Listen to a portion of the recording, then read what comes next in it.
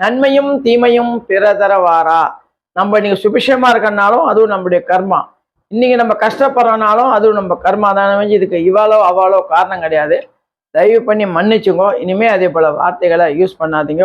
எங்க சேனலை நல்லா கேட்டுட்டே இருங்கோ. அடிக்கடி நல்ல நல்ல நியூஸ்கள்லாம் போடுவேன்.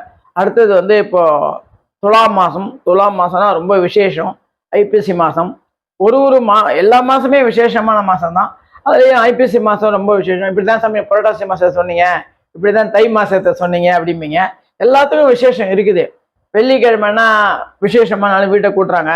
சனிக்கிழமைன்னா புரட்டாசி மாசம் கோவிந்தா போடுறாங்க. இதே போல அதனால ஒரு நாள் விட்டு அப்புறம் எல்லா நாளும் ஒரு நாளும் ஒரு மாத தெய்வங்களுக்கு உகந்தது. அதுல இந்த ஐப்பசி மாசம் மாயவரத்துல மயிலாடுதுறைன்னு சொல்லுவாங்க. இப்போ பழைய பேர் மாயவரம்னு பேரு. அந்த மாயவரம் காவேரி கரையில துலா மாசத்துல தட்சிணாயன புண்ணிய காலத்துல ஏன்னா காவேரி எண்டு தான். அதோட காவேரி அப்புறம் பூம்புகார்ல ஜாயின் பண்ணி அதோட கடல்ல போய் சமுத்திரத்துல போய் அது ஐக்கியம் ஆயிடுறது. அதனால அதை என்ன சொல்லுவாங்க, முடவன் முழுக்கு அப்படின்னு சொல்லுவாங்க. முடவன்னா முடியாதவாள் கூட அந்த காவேரி தாய் அங்கேருந்து எங்க திருச்சியிலேருந்து கிளம்பி வந்துருக்காவோ. ஒரு ஊர்லயும் திருவையாறு, கும்பகோணம், மாயவரம், திருச்சி இதே போல ஒரு ஊர்ல இருக்கும்போது ஒரு விசேஷம்.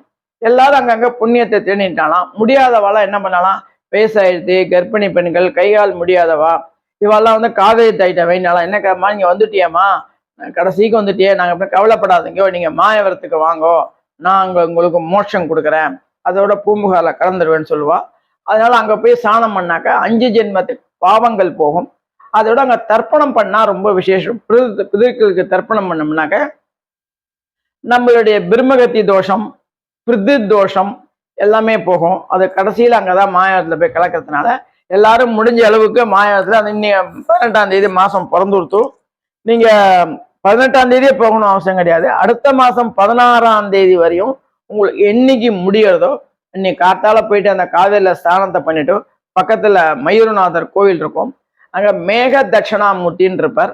அவரை போய் பார்த்துட்டு ஒரு மஞ்சள் கலர் வஸ்திரத்தை வாங்கி கொடுத்துட்டு காவேரியில ஸ்நானத்தை பண்ணிட்டு முடிஞ்ச தானங்கள் ஏதாவது அங்க நிறைய பிராமணா இருப்பா. பிராமணாளுக்கு முடிஞ்சதை உங்களால ஒரு கொடுத்தேன்னா பிராமணா என்ன ஐதீகன்னு கேட்டேன்னா உங்களுடைய பிரிதுக்கள் அவ மூலியமா இருப்பான்னு அர்த்தம். அதனால தர்ப்பணத்தை பண்ணிட்டு ஏதோ உங்களால முடிஞ்ச ஒரு தானத்தை தர்மத்தை பண்ணிட்டு கார்த்தால வெங்காயம் பூண்டு முள்ளைங்க இல்லாமல் ஒரு இட்லி ஒரு பொங்கலை சாப்பிட்டுட்டு அந்த மேக மயூரநாதரை பார்த்துட்டு பக்கத்தில் ஏதாவது கோயில் இருந்தால் பார்த்துட்டு வாங்க. ரொம்ப விசேஷம்.